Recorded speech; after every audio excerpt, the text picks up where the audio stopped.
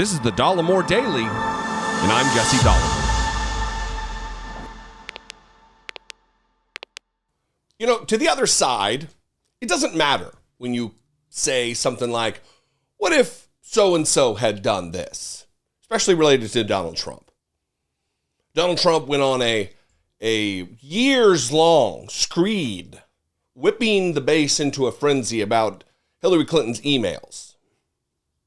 And then when he got into office, his dopey kid, Ivanka Trump, did the exact same thing that he had bitched and whined and complained and cried about for years. And it continues. I'm going to read this story from the Insider, just 5 paragraphs or so. The title of which is, Trump left the White House in a rush because he was so preoccupied with trying to overturn the 2020 election. But in the article, they talk about some of the documents that he absconded with, that he stole. They weren't his to take, in violation of the Presidential Records Act. Archivists had to go to Mar-a-Lago to take back what he had stolen. And the question I ask is, what would Republicans be saying if Hillary Clinton had won the election and did the same thing? Made off with boxes and boxes and boxes of property of the United States of America. It would be 24/7 coverage on Fox News. Our ears would be bleeding from the sounds of wailing and gnashing of teeth from Republicans. Reading from this article, President Donald Trump rushed to leave the White House last year as he spent his final weeks in office obsessed with trying to overturn his 2020 election loss, the New York Times reported.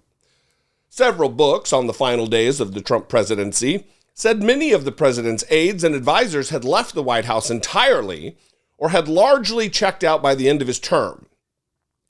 The staff departures created a vacuum for figures like Trump's then lawyer, Rudy Giuliani, and other conspiracy theory-wielding figures like the attorney, Sidney Powell, to try to convince him of quixotic ways that he could stay in power.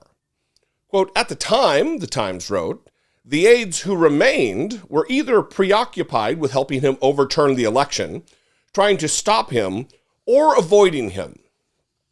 Trump did manage to take multiple boxes of important records and documents out of the White House and back to Mar-a-Lago, his Palm Beach, Florida club and winter residence.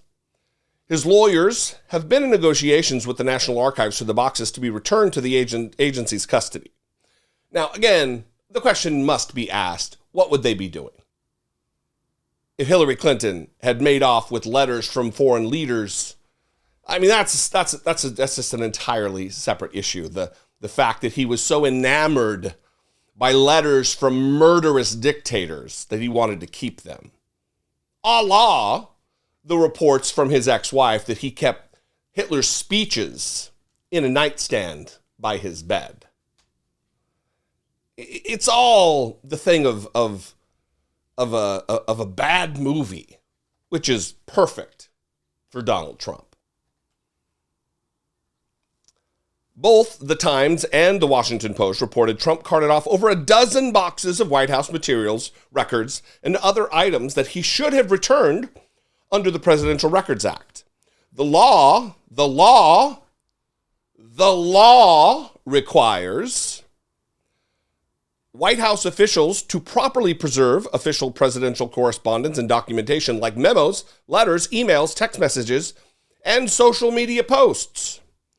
Some of the items in the boxes, according to the Times and the Post, included letters to Trump from North Korean leader Kim Jong-un, a note from former President Barack Obama, a map that Trump drew on with a Sharpie to make a possible hurricane path to Alabama, and at least one piece of clothing.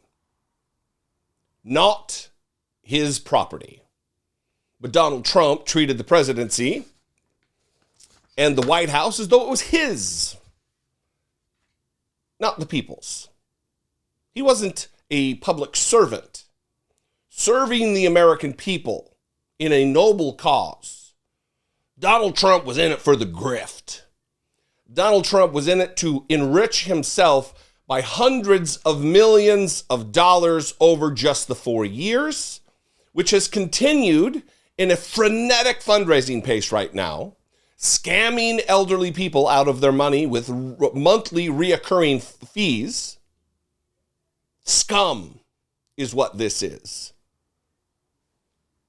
To call Donald Trump a snake oil salesman is to besmirch the occupation of snake oil salesman.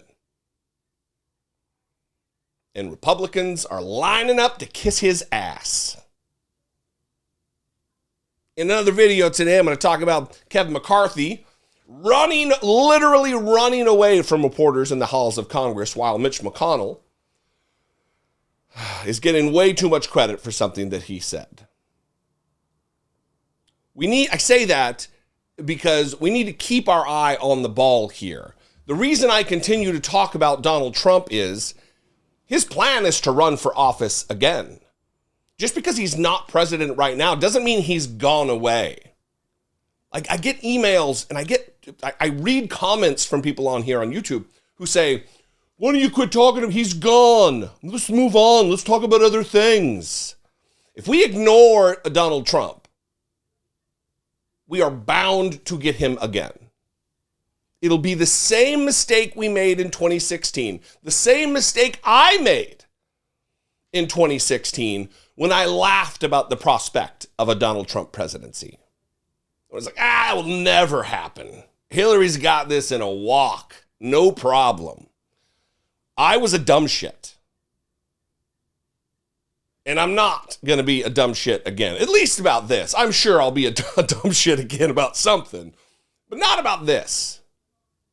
And I hope you will commit to yourselves that you won't either.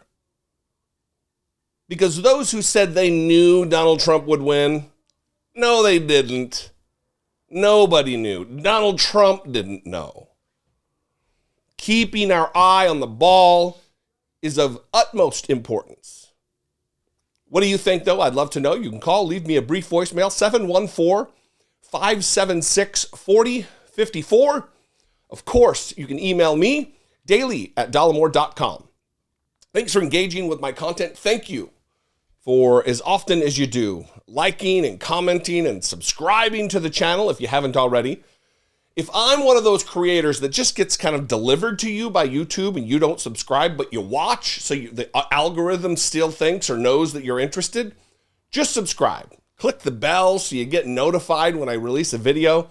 All of that goes a long way toward, one, growing the channel, but also toward telling YouTube that this is the kind of thing that they should recommend to somebody else in that little bar on the side of recommended videos.